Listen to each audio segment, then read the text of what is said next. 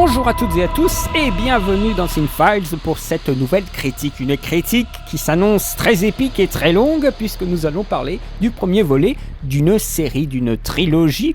Pour l'instant trilogie, mais bientôt il y aura un autre film. La trilogie des Bournes avec le premier volet, La mémoire dans la peau. Un film qui était sorti en 2002 de Doug Liman. C'est un thriller d'espionnage d'après le roman de Robert Ludlum publié dans les années 80, je dirais d'après le roman plutôt qu'adaptation, car il constitue le premier volet de cette série, certes, mais il y a beaucoup de choses qui vont être modifiées. Il y avait déjà eu une adaptation, je crois en 86 ou 88, mais n'était pas forcément très amusant.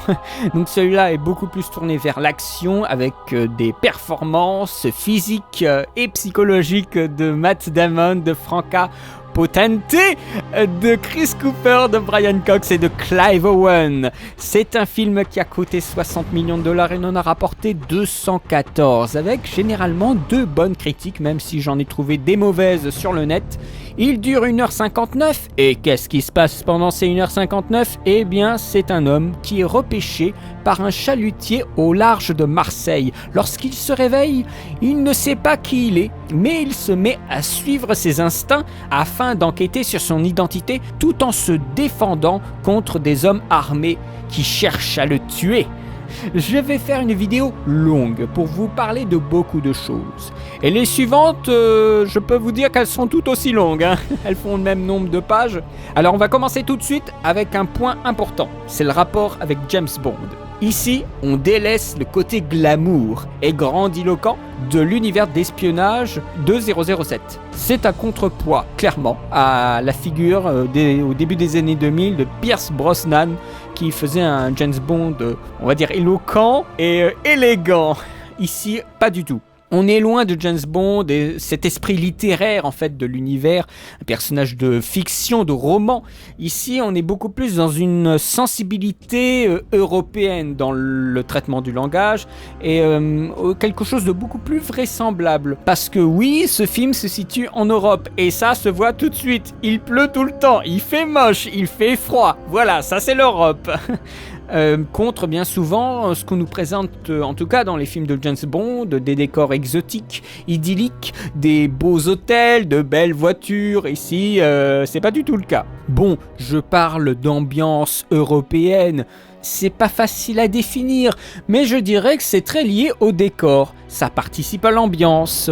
C'est une atmosphère froide dans les couleurs choisies, en tout cas dans le premier volet, pour symboliser le manque de sécurité. Ça caractérise aussi le personnage principal du coup, ce qui en fait une sorte de fraîcheur, de vent frais dans les films d'espionnage. C'est une reprise réellement de cette catégorie de films qui lui ont donné, à ce que j'ai vu aussi dans certaines critiques, une sensibilité moderne.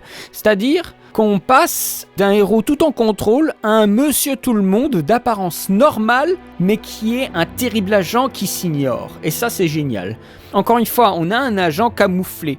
Et on doit aller au-delà des apparences, de même que lui doit aller au-delà des apparences. Et cette façon de procéder, eh bien, quoi qu'on en dise, c'est tout le drame du 11 septembre qui est exposé, avec ces agents dormants qui ont attaqué les États-Unis.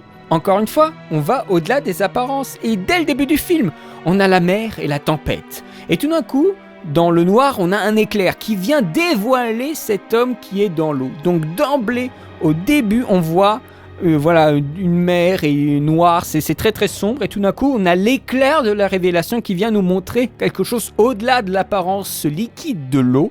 Un corps physique. Donc d'emblée, on nous place cette idée d'apparence et cette idée de quelque chose qu'il y a derrière les évidences. Et encore une fois, autre exemple, dans une autre scène un peu plus loin, dans une banque, il découvre le contenu d'une boîte et derrière ce contenu de boîte, il y a un autre contenu qui est son identité en tant qu'agent. Et il voit qu'il y a plein de passeports où il y a son visage, mais à chaque fois des noms qui diffèrent. Donc le mec, il sait plus du tout. Il sait plus comment il s'appelle. Donc ça, c'est terrible. Au-delà des apparences normales d'une identité qui est sa vraie identité, il y a aussi la machine, c'est-à-dire l'agent secret. Celui qui a des automatismes, celui qui doit se faufiler, qui doit être neutre, qui a de la monnaie de différents pays, parce que oui, ce film semble être avant l'euro, donc on a plein de monnaies différentes, c'est très amusant. Bien sûr, il parle dans le film en dollars quand il vient négocier un voyage avec la jeune femme. Je dis qu'il a une sensibilité moderne, mais est-ce que le film tombe dans ce cas-là dans des travers hollywoodiens ? Les combats avec des images accélérées ou une impression de déjà-vu. C'est vrai que dans certains cas, on a une impression de déjà-vu, mais par exemple, on a en fait une impression de déjà-vu, mais elle est court-circuitée parce qu'elle est à une échelle qui n'est pas celle spectaculaire. Le James Bond est hollywoodien. Bien sûr, c'est fait dans des studios anglais, mais il a une teinte hollywoodienne, très spectaculaire. Ici, pas du tout. On refuse le spectaculaire. Les combats ne sont pas mis en valeur, ils sont dans des petits appartements français. Et les courses-poursuites ne se font pas avec de belles bagnoles. Je vous parle de combats, de courses-poursuites. Faut bien se dire que ce film d'espionnage se transforme peu à peu en film d'action. Et les suites le confirmeront. C'est un thriller d'action qui pose les bases de ce qui deviendra un petit peu la norme, faut dire, ce qui est pour au moins 10 ans. C'est une franchise qui a influencé une tendance. C'est un film qui est rapide, qui correspond à une reproduction masculine de Bourne aussi, qui structure les sentiments, c'est-à-dire une liberté du mouvement, quelques moments pour souffler, les scènes d'action sont crédibles. Il ne faut pas parler de réel, c'est plutôt délicat. J'ai une conversation avec quelqu'un qui adore ces Bournes, qui avait dit une chose très juste sur le vraisemblable et le réel, j'en parlerai juste après. Mais voilà, ce sont des scènes qui sont plutôt crédibles. Il y a un degré de vraisemblable, pour autant qu'on peut. C'est-à-dire qu'il n'y a pas de surenchère. On nous construit une scène de suspense pour la désamorcer. C'est pas un film qui veut nous dramatiser absolument tout. On veut montrer aussi qu'il y a des choses vraisemblables et simples qui peuvent se passer dans une situation qui est compliquée. Il y a une scène à l'hôtel Regina où Bourne commence à faire tout un plan complètement tarabiscoté pour récupérer une information. Et la femme à côté, eh bien, elle va à l'hôtel, elle demande à la personne de l'accueil et elle ressort avec l'information tout simplement. Et Bourne, il est un peu désemparé parce que lui, il imaginait un truc tout compliqué. Et ben voilà, ça, c'est des choses aussi qui peuvent arriver en vrai sans aucun problème. Dans la première partie, nous avons l'investigation sur sa personne. Il se remémore inconsciemment des réflexes de son passé.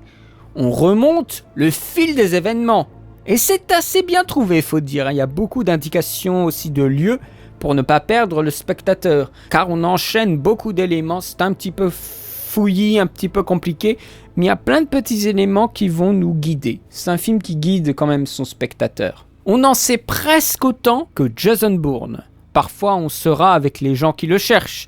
C'est le principe qui sera repris dans ses suites, mais qui sera boosté, dynamisé, mais à un point qui en fera d'ailleurs toute la saveur dans la suite. C'est qu'on aura le poursuivi et les poursuivants. Il est souvent revenu que Liman est un fan du bouquin. Sa façon de procéder dans l'organisation Trestone est inspirée par le travail du père de Liman à la NSA. C'est un long métrage qui diffère du roman.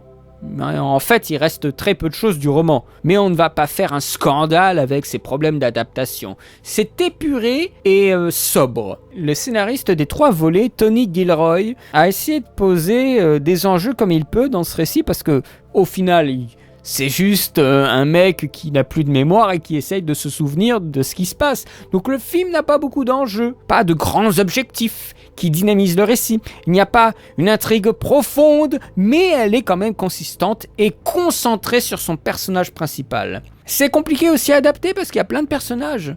On a aussi tout plein de clichés dans le film. Alors je sais pas s'ils sont dans le bouquin, mais dans le film, ils y sont. Vous savez, les mecs derrière leur bureau qui n'en branlent pas une, ou des tueurs qui sont au travail, et hop, ils ont un appel pour tuer Jason Bourne et ils arrêtent leur travail. Ça, on le voit dans beaucoup de films, un peu de thriller et d'espionnage. C'est la facilité des scénaristes, oui, comme à la Banque Suisse. Ah oui, ça c'était pas mal à la Banque Suisse. Pour avoir un contenu méga protégé, eh ben, on a juste à inscrire le numéro de compte pour être reçu, et c'est tout. Il n'y a pas de test ou de carte d'identité ou des trucs comme ça. Non, on a juste à donner le code et après on est reçu à la banque. Ah ouais, ok, d'accord. Par contre, à la banque, on nous montre que les Suisses sont méga protocolaires, et ça c'est vrai. On a aussi le cliché qui est toujours assez spectaculaire dans le centre des informations où on a les gars qui cherchent des éléments sur Bourne, alors ils font la vie de la femme qui l'accompagne en 15 secondes, et presque instantanément. Ça fout les jetons, je trouve. Ils mettent toute la famille sur écoute, c'est terrifiant. Et c'est vraiment ce qu'on a aujourd'hui, il faut pas se leurrer, hein. Il y a un travail sur l'omniscience des systèmes de surveillance, sur l'alternance en fait de points de vue qui rend compte de l'omniscience et sur leur tentative à eux, à Trentstone, enfin à l'agence qui surveille Bourne, de vouloir contrôler et savoir tout sur n'importe qui. Il y a vraiment quelque chose d'assez brillant à ce niveau-là, mais qui est très peu mis en avant dans cet épisode-ci. Par contre, dans les suivants, alors là ça va prendre une dimension assez importante. Je crois que c'est précisément cette idée-là, l'omniscience, cette idée-là qui fait que cette trilogie est une réussite. C'est une trilogie vraiment brillante. Avec les informations qu'on nous donne, à nous spectateurs, quelles sont les informations qu'ont les différents camps, les différentes factions, les unes par rapport aux autres. Quelle est l'information que chaque camp possède et donne à l'autre, puisque Bourne lui aussi va chercher des informations de son côté. Donc c'est vraiment très amusant de voir un peu toute cette situation et on n'est jamais perdu sur qui c'est quoi. Ça c'est vraiment très intéressant, la façon dont on distille les informations dans ce film. Roger Ebert, mon cher ami Roger, eh bien il était dur avec le film. Il écrit en 2002 « La mémoire dans la peau est un film d'action efficace à propos d'une histoire qui n'existe que pour les scènes d'action. » Il dit que l'histoire entière a été créée pour mettre en place des scènes de combat d'arts martiaux et de poursuites. Il dit ensuite « Dommage que ça ne soit pas pour autre chose. Too bad it's not about something. » C'est un peu cruel, comme il dit, pas nécessaire, mais pas inefficace selon lui. Donc il était un petit peu entre deux, ce critique. C'est un critique assez connu aux États-Unis. C'est un petit peu dommage. Personnellement, je trouve que celui-ci a moins de panache que les épisodes suivants. On y reviendra, mais c'est un film qui a eu des problèmes et c'est un film qui a un petit peu moins de panache, qui est un petit peu décousu. Par exemple, la course-poursuite, eh bien, elle fait un peu forcée. On a presque l'impression que Jason Bourne se tourne vers donc la femme qui le suit, Marie, et lui dit « Bon, maintenant, on fait une course-poursuite !» Voilà, c'est un peu con. Et enfin, au bout du 3e acte, eh bien, Bourne, il va avoir sa mission solo. Mais pour une fin qui n'est pas forcément climatique. Elle n'est d'un point de vue qu'humain pour Bourne. La fin, en même temps, semble fermée. Il y a un happy end un peu cynique qui révèle presque que le film ne se prend pas au sérieux. C'est une fin qui est un petit peu... on va dire qu'elle est facile pour être sympathique, mais d'autres iraient beaucoup plus loin en disant qu'elle se fout littéralement du cheminement du personnage et de ce qu'est vraiment Jason Bourne. Le système James Bond s'essouffle avec la fin de l'ère Pierce Brosnan. Avec ce film, Hollywood se trouve un nouveau héros espion avec le personnage de Jason Bourne. Un des principes pour les héros du cinéma américain est que le héros est un mec cool, un smart ass comme on dit, et Bourne est un petit peu à contre-courant. Comparé à James Bond, Bourne n'a pas de gadget, il doit faire avec l'équipement qu'il a. Bourne n'est pas James Bond. Bond recherche la violence, mais dans le cas de la mémoire dans la peau, c'est la violence qui cherche Bourne. Pour jouer Jason Bourne, Matt Damon n'avait pas forcément le physique d'un agent secret, donc il y a eu un entraînement dans les maniements des armes, la boxe. Il a fait aussi ses propres cascades, des combats, l'escalade de l'immeuble dans le film. Pendant 1h30 chaque jour, il faisait de la boxe et après il s'entraînait avec des poids. Ensuite, il y a eu bien sûr des entraînements à l'art martial, un régime alimentaire équilibré, rien de fun à manger comme disait le réalisateur, un régime avec de la viande blanche. C'est un programme de mise en condition d'agent, Trentstone, tout comme ici nous avons un programme de mise en condition de l'acteur. C'est bien sûr un acteur qui devait aussi dire des phrases dans des langues étrangères. Pour effacer l'accent de Matt Damon, il y avait une astuce toute simple, c'est une répétition d'enregistrement jusqu'à ce que son accent soit parfait. Du coup, on en revient à aussi un personnage qui est mécanique, qui est automatique. C'est l'agent Jason Bourne. La progression du héros est superbe. C'est ce qui nous tient tout au long du film. C'est très agréable à suivre. Je l'avais pas revu depuis, je crois, presque 10 ans. Bourne, semble-t-il, a raté sa dernière mission. Il n'est plus qu'un boulet au pied de l'organisation et donc on va essayer de l'éliminer. Mais Bourne est plus efficace puisque c'est une arme qui s'ignore. L'amnésie est un peu l'artifice narratif un peu bateau mais qui est bien utilisé ici. C'est-à-dire qu'il se découvre, il découvre les langues qu'il parle, ses capacités de défense, son analyse de son environnement, tout en étant aussi un film purement dans son temps, c'est-à-dire un film avec des jeunes, bien sûr, en quête d'identité, dans un monde hostile.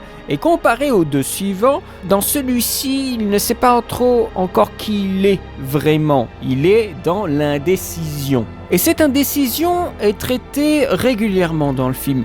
Pas à travers de grandes scènes, mais à peu près toutes les 20 minutes, le réalisateur disait que Bourne devait avoir un petit moment d'hésitation. Donc il a parsemé des petits moments d'hésitation un petit peu partout dans le film, pour casser un peu son armure stoïque. Parce qu'il faut bien dire que dans le film, Bourne n'a pas beaucoup d'émotions, de personnalité, puisqu'il reste très calme, il calcule beaucoup. On le voit prendre la radio d'un garde à un moment et un plan du bâtiment comme si c'était naturel, pour s'échapper d'un grand bâtiment, je crois en Suisse ou en Allemagne, je ne sais plus.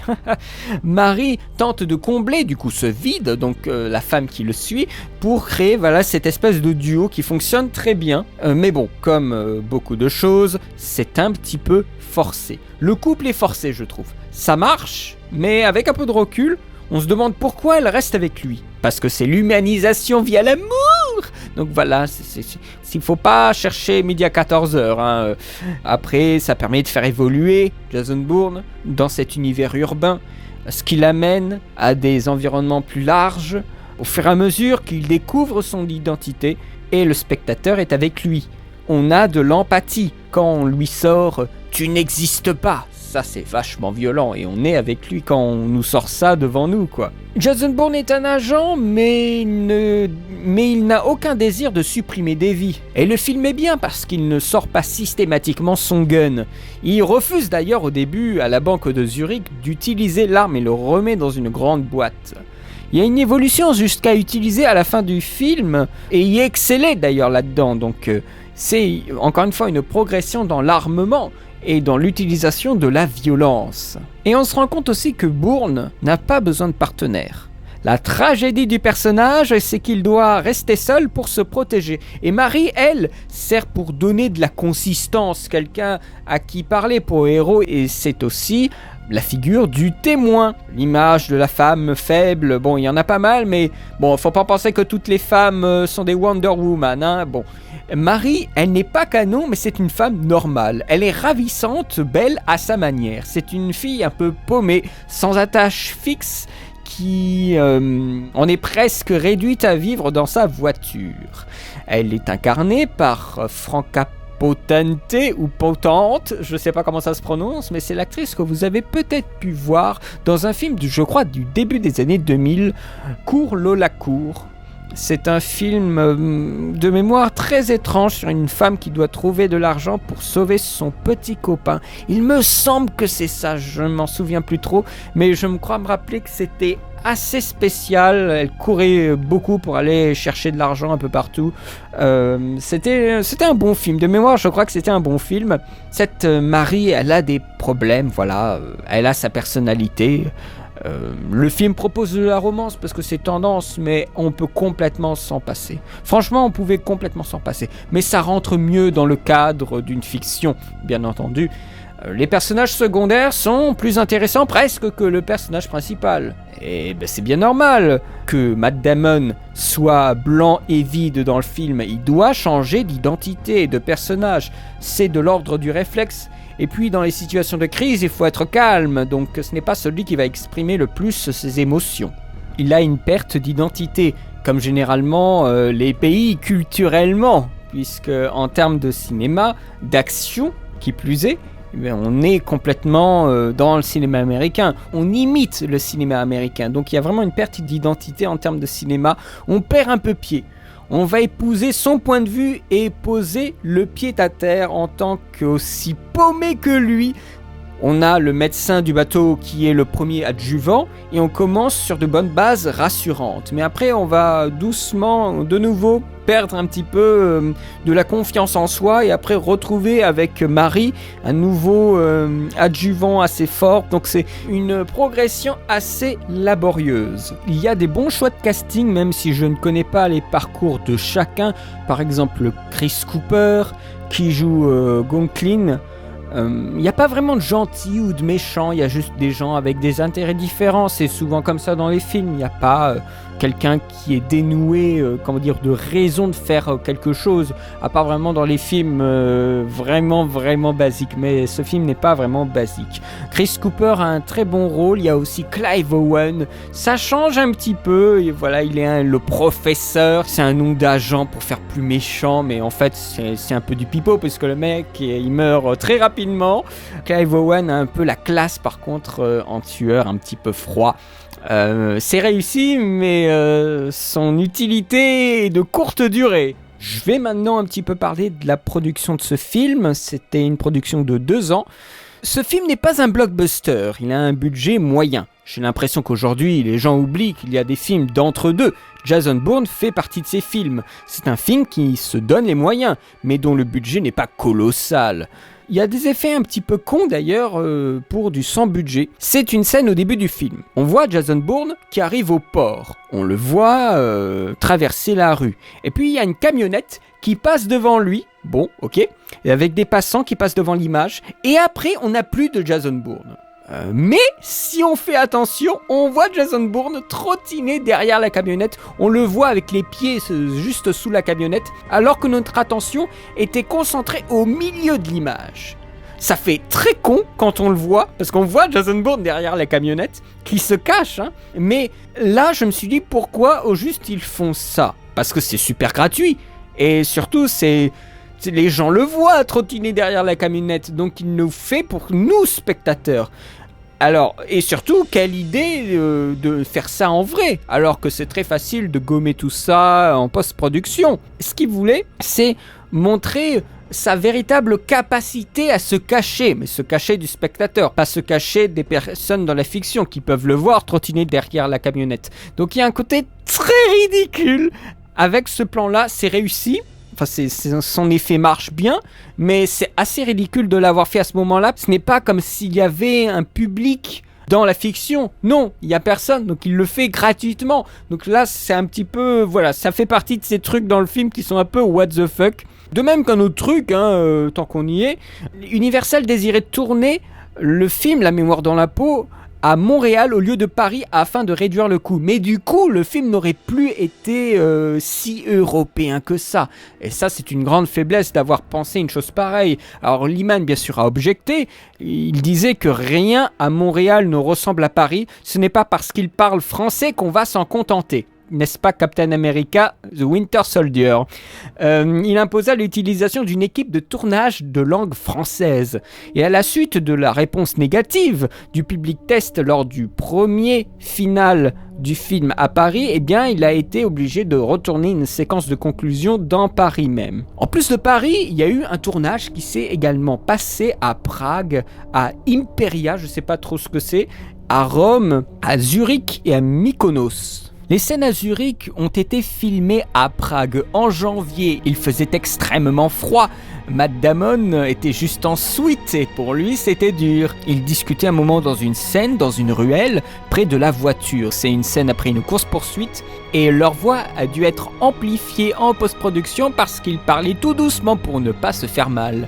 Le froid a également posé des petits problèmes au niveau technique, puisqu'il y avait un tournage sur 3 caméras, semble-t-il, et ces caméras, avec le froid, elles se sont arrêtées. Donc, tourner dans de vraies conditions, et pas en studio, ça amène aussi à des petits problèmes dans ce style-là. L'appartement de Bourne, à Paris, eh bien ils ont tourné dans un vrai appartement. Et ce qui était intéressant, c'est que Liman n'arrêtait pas de faire des liens avec le magicien d'Oz. Alors faire un lien entre le magicien d'Oz et Jason Bourne, il faut être fort. Mais il disait que c'était important de lui donner une fausse maison dans la dynamique de trouver la vraie. Et quand on a le combat, eh bien ça devient un plateau. Donc on n'est plus dans l'appartement réel parce que comme ça, on évite d'endommager éventuellement le meuble, le plancher, les murs. Voilà, donc pour des raisons de sécurité, eh bien, il y a eu un tournage de la scène de combat en plateau. La scène du parc, elle, c'est peut-être la plus intéressante et c'est elle qui va aussi montrer le mieux le style des Jason Bourne. On a des policiers anonymes qui viennent un petit peu malmener notre Matt Damon. La scène est calme et le montage devient très rythmé au point de devancer l'œil du spectateur. Donc il y a des coupes, des transitions dans le montage, on coupe dans le mouvement pour suivre avec un autre plan en mouvement, c'est très dur à suivre, mais c'est là que c'est génial, le montage est plus compliqué à suivre parce que nous ne sommes pas habitués à regarder une façon de filmer, une façon de monter comme ça, parce que nous ne sommes pas habitués à voir des mouvements et un espion qui réagit comme ça. Donc le montage est à la hauteur de l'espion et c'est nous qui devons faire un effort pour regarder ce fait extraordinaire de cet espion qui désarme les deux Allemands d'un claquement de doigts. Les séquences dans la gare, par contre, eh bien, elles ont été tournées très simplement. Damon et Liman, et c'était tout. Pour, bien sûr, ne pas attirer l'attention de la foule sur un tournage, pour donner, voilà, encore une fois, un effet d'immersion, mais Monsieur Liman veut se la jouer indépendant, eh bien, ça n'a pas marché, parce que les gens reconnaissaient Matt Damon. Il veut faire son malin, mais le mec s'est bien fait avoir. Liman a souvent fait les plans lui-même, pour créer plus facilement une relation entre lui et les acteurs. La caméra est des fois fixe, des fois portée. Les scènes d'action sont crédibles, elles ne sont pas réalistes, parce qu'on ne croit pas à ces scènes d'action, parce qu'on sait que c'est une fiction. Si on y croyait, on dirait que c'est un documentaire point barre.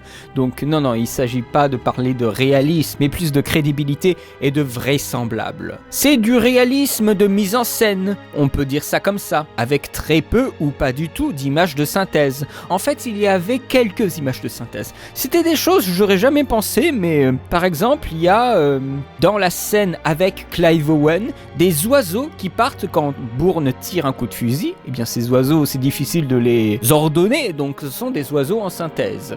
La scène en elle-même est pas mal parce qu'on a des scènes d'action avec Clive Owen et avec Matt Damon. Eh bien le réalisateur de Son Grande Équipe a fait les plans avec Clive Owen et Liman a fait les plans avec Matt Damon. Et tout ça, ça a été bien sûr monté en alternance pour créer la scène. Elle est très bien, elle est courte, mais elle monte en crescendo. Il y a du suspense, parce qu'on ne sait pas où sont les personnages. Et quand Clive Owen vise, eh bien, on a peur pour notre héros. De mémoire, elle me semblait être beaucoup plus longue, je ne sais pas pourquoi. Tout d'un coup, j'étais un peu surpris par la durée si courte de la séquence. J'en viens à parler d'un autre point, c'est éventuellement un manque d'identité visuel, un manque d'identité dans la réalisation. Des fois ça manque d'énergie, c'est même selon certains critiques insipide, incolore, inodore. C'est un découpage classique.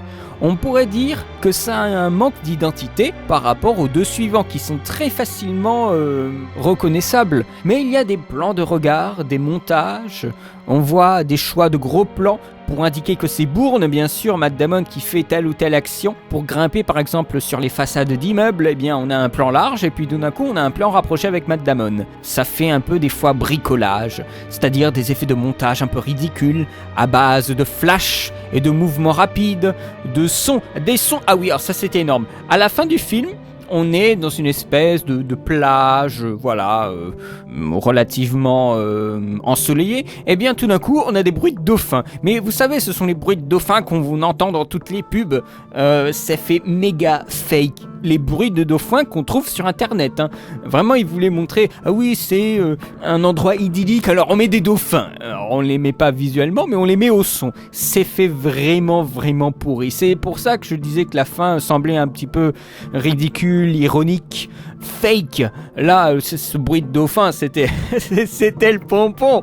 Oui, le film donne vraiment un aspect de bricolage, aussi beaucoup de placement de produits. Dans ce film-là, vous les verrez régulièrement. Il y en a certains qui se voient pas forcément, mais il y en a d'autres, c'est gros comme une maison, hein. La course-poursuite, la course-poursuite donc dans Paris, n'est pas filmée par Doug Liman, mais est filmée par Alexander Witt, qui est le réalisateur de seconde équipe. Liman filmait d'autres intrigues qui se passaient à Paris. Ce qu'il a fait dans cette séquence, c'est filmer les plans à l'intérieur de la voiture. C'est une course-poursuite illogique, c'est-à-dire que les gens qui connaissent Paris et les endroits où passe la voiture, ils voient bien que c'est un peu du chiquet et qu'ils jouent avec les lieux, les rues, les sens de direction. C'est le cas d'ailleurs dans beaucoup de courses-poursuites. Il ne faut pas s'en offusquer. La scène en elle-même, eh bien, elle est plutôt standard, des fois pas très bien faite. Elle manque d'intensité. La musique n'aide pas. On dirait une musique d'Apollo 414. Ce n'est pas une musique de film, c'est un espèce de truc générique assez affreux.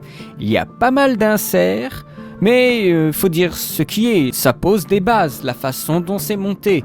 Le son nous aide à créer l'espace et la continuité entre les scènes. Cette séquence-ci nous le montre bien, c'est une séquence qui est aussi chargée de voitures. On voit la ville qui est chargée de monde. C'est pas comme certaines courses, comme celle de Spectre, où on a quasiment personne dans les rues, alors que ce sont les rues d'une capitale.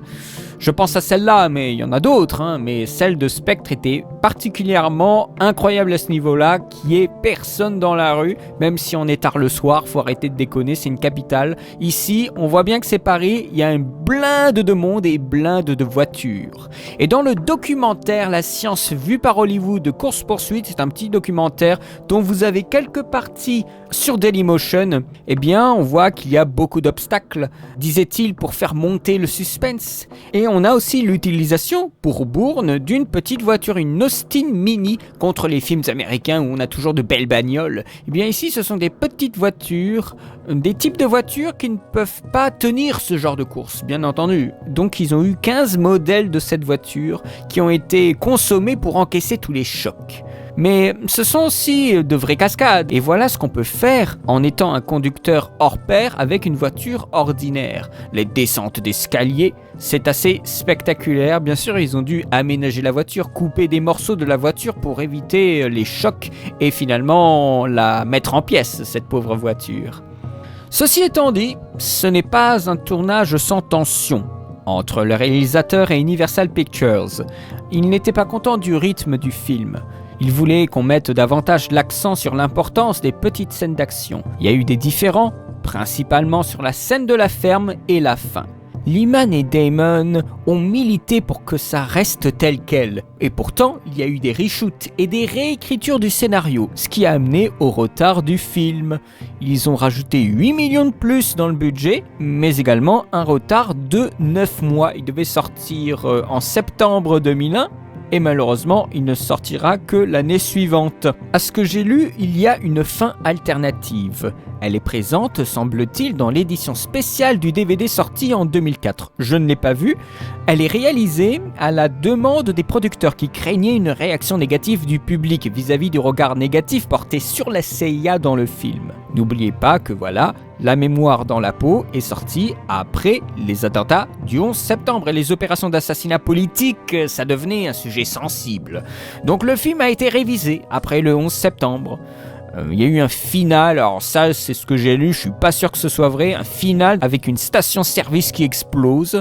Alors les explosions, voilà, les catastrophes, les explosions, ça va devenir très compliqué dans les prochains temps suivant l'attentat de Tours. Et donc il y a eu un petit remaniement et les scénaristes ont donc imaginé une introduction et une fin qui faisaient paraître tout le film comme un grand flashback, ramenant toutes ces activités à une époque plus lointaine, 3 ans plus tôt. A l'inverse, la fin du film se passant après les attentats du 11 septembre, il était ouvertement évoqué un changement de la politique américaine qui rendait ces activités opportunes, apportant le pardon à Jason Bourne.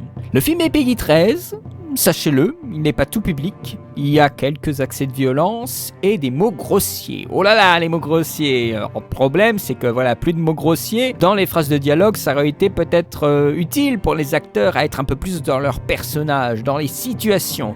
En même temps, c'est plutôt bien de ne pas avoir forcément des mots grossiers, de pas forcément les mettre dans les endroits les plus identifiables. Par exemple à Paris, on les met dans des endroits tout à fait normaux pour justement qu'ils soient dans leur rôle. Je parle d'être dans les situations, on les voit vaguement près de l'eau, avec le Notre-Dame bien derrière. Je crois pas qu'on ait de la Tour Eiffel dans le film, peut-être un plan. L'immersion est plutôt réussie à ce niveau-là. Elle est accompagnée, cette immersion, d'une musique de John Powell. Alors pas de musique marquante, ça favorise l'immersion, ça c'est très bien. Par contre, il y a un truc, j'ai rarement vu ça dans un film. Une chose très troublante au niveau de l'OST utilisée dans le film. Je vais essayer d'être précis. À un moment, dans un bâtiment en Suisse, il est repéré par des policiers et doit s'échapper du bâtiment. Et c'est à ce moment précis qu'il y a une musique aux percussions très rythmées qui est, et je suis formel, j'ai l'OST juste à côté, c'est la même rythmique aux percussions et les mêmes percussions qui sont utilisées qu'une track dans l'OST d'Alexandre d'Oliver Stone. Je peux même vous citer la track sonore, c'est Bagoas Dance. Je peux pas vous la mettre comme ça dans la vidéo parce que c'est sous droit d'auteur, mais il y a une rythmique qui est copiée, faut dire ce qui est, copiée par John Powell dans cet extrait-là. Alors je ne sais pas si John Powell a participé à l'OST d'Alexandre qui était de Vangelis, je vous le rappelle, mais c'est ultra troublant. Et le pire, c'est que c'est pas la seule fois qu'il va le faire dans les Jason Bourne. Je vous le dirai dans les prochains épisodes. En conclusion, eh bien Matt Damon c'est Jason Bourne. Faut dire ce qui est. Peu à peu, on le voit évoluer et on voit l'acteur gagner en charisme. Le style, quant à lui, eh bien, c'est peut-être ce qui me refroidit un peu le plus. Il est en demi-teinte. Des fois, on a des trucs super stylisés, comme la fois où il commence à descendre d'un bâtiment alors qu'il était tout en haut. On a des plans super propres avec des caméras qui font des travelling très élégants. Et d'autres fois, c'est complètement chaotique, tourné à l'épaule. Le film est un peu un entre-deux. Il ne fait pas un choix clair, ce que fera Green Glass clairement. Il fera un choix très clair dans les suites. Ce qui me fait moyennement adhérer à une sorte de cohérence générale de mise en scène du film. Cela dit, c'est une bonne porte d'entrée pour le style et pour le personnage de Jason Bourne. Je lui mettrai un 13 sur 20. Voilà, pas plus parce que je n'ai pas été trop emporté quand je l'ai revu pour faire cette critique. Liman quittera le navire à cause de ses différends et le nouveau capitaine du bord sera Paul Greengrass. En attendant, La mémoire dans la peau est un très bon thriller, soi-disant, j'ai lu beaucoup de fois ça, le meilleur thriller de l'année, ça je ne sais pas, mais le regarder à nouveau, eh bien il est moins intense, je pense, que ce que c'était en 2002. Et il y a un film qui est sorti en 98 qui est, je trouve, beaucoup mieux à ce niveau-là. C'est Ennemi d'État avec Will Smith. C'est un film de Tony Scott sur la surveillance, clairement, qui est beaucoup plus fort et pourtant qui est beaucoup plus ancien. Par exemple, les deux suites, donc Bourne Supremacy et Bourne Ultimatum, ont beaucoup plus de points communs avec Ennemi d'État de Tony Scott qu'avec Bourne Memory, clairement. Ennemi d'État de Tony Scott est très intéressant parce qu'il est un peu précurseur dans le montage serré des films d'action. Tony Scott a toujours monté très serré ses films, mais aussi sur le rapport à la vidéosurveillance, aux organismes qui surveillent les gens, qui les traquent sans pitié. Et le pauvre Will Smith, il doit déjouer cette traque, cette surveillance, de façon très brillante. Et c'est un petit peu ce qu'on a dans les Jason Bourne.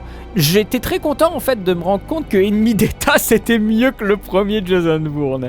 Voilà, je vous invite aussi à regarder Ennemi d'État si vous ne connaissez pas. C'est Will Smith qui se fait courser par John Voight, je crois, et plein d'autres gars. Il y a aussi Jack Black, il y a Gene Hackman aussi dans le film. Enfin, il y a plein de bons noms. Et voilà, donc je fais la part belle à Ennemi d'État au lieu de La mémoire dans la peau. Non, mais regardez aussi La mémoire dans la peau, c'est important quand même. C'est un film qui est important dans les années 2000. Il a insufflé une tendance qui va se confirmer, qui va se durcir avec les épisodes suivants, que nous allons voir très prochainement dans Cinefiles. Donc restez à l'écoute, moi je rends l'antenne, j'en peux plus, vous avez vu déjà la durée de la vidéo, et je peux vous assurer que les 2 suivants, ils auront une durée de vidéo presque aussi longue. Donc restez connectés, j'espère que ça vous plaira, j'espère comme voilà un peu ma rétrospective sur les Bournes, ça vous plaira. Je vous signale que j'ai déjà fait The Bourne Legacy, j'y reviendrai pas, c'est une de ces premières critiques un peu rapides, mais voilà, j'ai pas du tout aimé le film, sachez-le, n'hésitez pas à regarder la vidéo. Quant à moi, je vous remercie, vraiment, je vous remercie beaucoup pour votre soutien, je vous souhaite une très bonne journée, une très bonne semaine, et à très bientôt pour de nouvelles vidéos. Allez, salut!